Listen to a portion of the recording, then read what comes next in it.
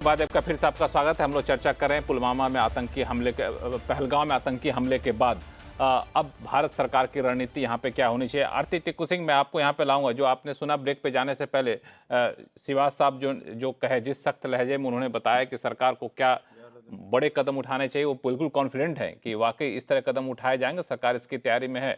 आपको लगता है कि सरकार ऐसे मौके पे इस तरह कदम उठाने के लिए आगे आएगी, मन बनाएगी, या फिर जैसा कि देखिए प्रभु दयाल साहब कह रहे थे दूसरे ऑप्शन है उसको भी तलाशा जाएगा?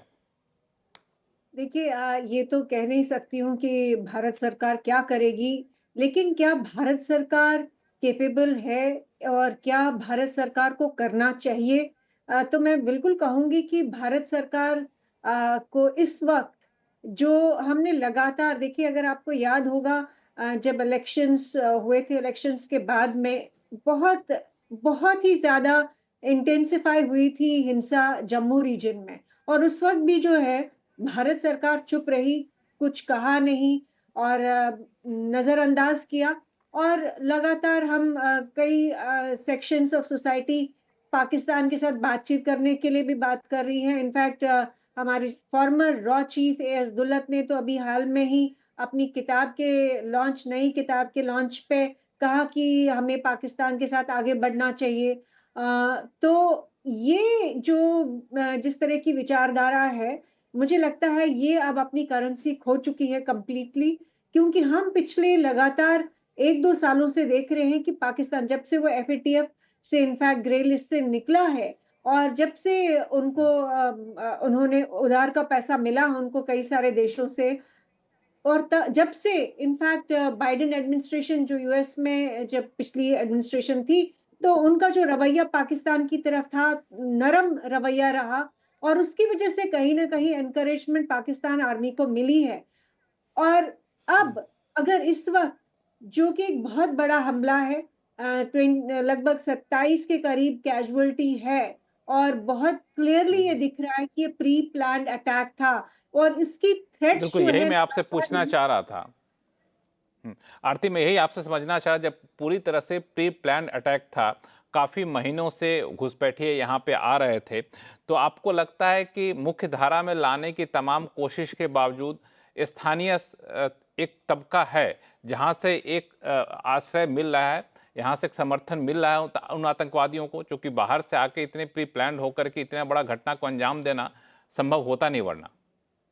देखिए लक्ष्मण इसमें कोई कंफ्यूजन नहीं होना चाहिए कि एक छोटी सेक्शन जो है कश्मीर में वो बहुत छोटा तबका है जो पाकिस्तान के साथ शुरू आज से नहीं शुरू से ही रहा है इनफैक्ट वो 1947 से ही कुछ लोग जो है पाकिस्तान के साथ रहे और वो अगर आप समझते हैं कि वो एकदम से एक भी जो है व्यक्ति कश्मीर में पाकिस्तान के साथ नहीं खड़ा होगा तो ये गलतफहमी होगी लेकिन ये बहुत इम्पोर्टेंट है ये इसको समझना कि उनकी आबादी जो है वो बहुत मिनिस्क्यूल और इनसिग्निफिकेंट है एज फार एज हम थिंकिंग और आइडियोलॉजी के बारे में बात करते हैं लेकिन हमें ये भी मालूम है कि आपको 100 आतंकी चाहिए पूरे कश्मीर को तबाह करने के लिए या 50 आतंकी चाहिए इतना जो हिंसा हुई है उसको करने के लिए सवाल ये खड़ा होता है कि इंडिया की इतनी बड़ी फौज, इंडिया की इतनी बड़ी इंटेलिजेंस एजेंसीज, इंडिया का इतना सारा पैराफर्नेलिया जो है, अगर वो 100 आतंकियों को खत्म नहीं कर सकता और 50 आतंकियों को वापस उनको मौत नहीं देता, तो वो हमारी इनकॉम्पिटेंस दिखाता है कि हम 100 या 200 आतंकियों को हैंडल नहीं कर पा रहे हैं। मुझे नहीं लगता है कि कोई भी कंट्री इस वक़्त दुनिया में आप अमेरिका को लीजिए, आपको लगता है कि अमेरिका के अंदर ऐसी आइडियोलॉजी वाले लोग नहीं हैं अल-कायदा या आइसिस या इस तरह की इस्लामिस्ट जिहादी आइडियोलॉजी वाले लोग नहीं हैं। वो हर कंट्री में हमने रशिया में अटैक्स देखे, हमने यूरोप में अटैक्स देखे हमने यूएस में, इज़राइल सब जगह देखे। लेकिन सवाल ये है कि सितंबर 11 के बाद अमेरिका ने कोई अटैक अपनी ज़मीन के अंदर करने नहीं दिया। क्या हम लोग उस तरह की सिचुएशन एनविजन कर सकते हैं कि ये जो 100 आतंकी है या 200 आतंकी है, इनको हम काबू करें और मार सके? सवाल ये है कि Pakistan continually launch pads, terror camps बिल्कुल, ये आपने चलाता आ बहुत रहा। अच्छा एग्जाम्पल दिया कि ऐसा नहीं हो सकता है कि हर कोई भारत के साथ हो, एक भी व्यक्ति ऐसा ना बचे जो पाकिस्तान के साथ ना हो। लेकिन वो तबका भले ही छोटा हो, शुभांकर मिश्रा जी, लेकिन नतीजा तो बड़ा ही भयानक निकालते हैं लोग। लगभग मैं आतिश जी की बात को आगे बढ़ाऊंगा। आतिश जी ने बिल्कुल संक्षिप्त में सही रखिएगा, कहा समय कि कम है, हमारे 4 वक्ता और हैं। बिल्कुल संक्षिप्त में चक्कर ये है कि हमारे यहाँ की जो राजनीतिक मजबूरियां हैं हमारे राजनीतिक दलों की, जो उनको धर्म और जाति से ऊपर सोचने नहीं देती है, और शायद कल तक हो सकता है कुछ पत्रकार और कुछ राजनेता मरने वालों की जाति भी पूछना शुरू कर दें। खैर, that was on the other side. मैं वापस कश्मीर पे आता हूँ। अगर आज जिस तरीके से अमेरिका ने काम किया था 26/11 के बाद, और जिस तरीके से अगर आज उसी तरीके से हिंदुस्तान में कुछ कश्मीरियों को शक के बिना पे उठाया जाए, पकड़ा जाए और उनको जेल में डाला जाए, तो आप सोच सकते हैं कि किस तरीके का हंगामा बरपेगा।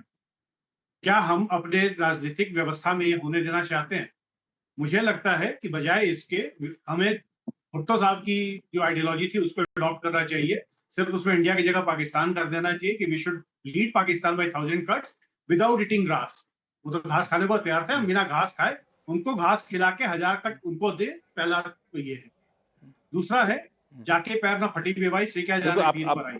पाकिस्तान आपको मैं रोकूंगा शुभांकर, चूंकि समय कम हो रहा है। यहाँ पर सिवाज साहब जुड़े थे आखिर में। सिवाज साहब, मैं आपसे एक कमेंट ले लूँ चलते चलते कि अलग अलग जो व्यूज़ निकल कर आए हैं कि एक तो ये भी है कि स्थानीय लोगों का कहीं ना कहीं मदद मिलता है, जिसकी वजह से इस तरह के बड़े आतंकी घटना को अंजाम दिया जाता है। लगता है कि सिवाज साहब से हमारा संपर्क नहीं हो पा रहा है। हमारे साथ संपर्क हो पाया नहीं अभी तक? संपर्क हो हमारे साथ राजन कोचर साहब हैं। राजन कोचर साहब, इस घटना में एक इंटेलिजेंस फेल्योर की बात कही जाती है। ऑडियो में कोई दिक्कत आ रही है। मैं प्रभु दयाल साहब आपके पास आता हूं संक्षिप्त में क्लोजिंग रिमार्क्स को लेकर के कि अभी की स्थिति में आपको लगता है कि इंटेलिजेंस फेल्योर के पहलू पर भी गौर किया जाएगा इन बैठकों में कि आखिर इतनी बड़ी घटना कैसे हो गई? इसका कोई इंटेलिजेंस हमें मिला नहीं, इंटेलिजेंस मिला तो इसको कई बार सतही तौर पर लोग इग्नोर कर देते हैं, वैसे ही इग्नोर तो नहीं कर दिया गया। जी बिल्कुल, इस बात पे तो गौर किया जाएगा कि क्या ये इंटेलिजेंस फेलियर था, लेकिन ये बात हो रही थी कि किस तरह से हमको जवाब देना चाहिए। कई रास्ते दिखाए गए। एक तो ये कहा गया कि हमको सर्जिकल स्ट्राइक करनी चाहिए। अब इस पे तो भारत सरकार को गौर करना होगा, लेकिन मेरे विचार में हमको पाकिस्तान को हर तरह से कमजोर करना होगा। और जो मैंने कहा था कि वहां पर इतनी इंसर्जेंसीज हैं, आप उनकी सहायता कीजिए, वो खुद ही पाकिस्तान को निपटा देंगे और हमारा ये मसला हल हो जाएगा।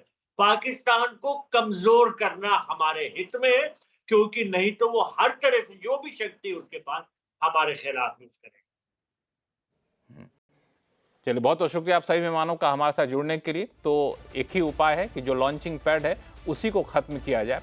हम लोग लक्षण को ना करें, जो बीमारी की जड़ है उसको निपटाएं तो ज़्यादा बेहतर होगा। इसके अलग अलग रणनीति हो सकते हैं। तात्कालिक रिएक्शन भले ही हो, लेकिन लॉन्ग टर्म में एक पॉलिसी अपनानी पड़ेगी कि पाकिस्तान को कमज़ोर किया जाए, पाकिस्तान को अलग थलग किया जाए, ताकि वो ऐसी हरकत दोबारा से ना करे। चलिए, इसी के साथ आवाज़ अड्डा में फिलहाल इतना ही। देखते रहिए CNBC आवाज़। नमस्कार।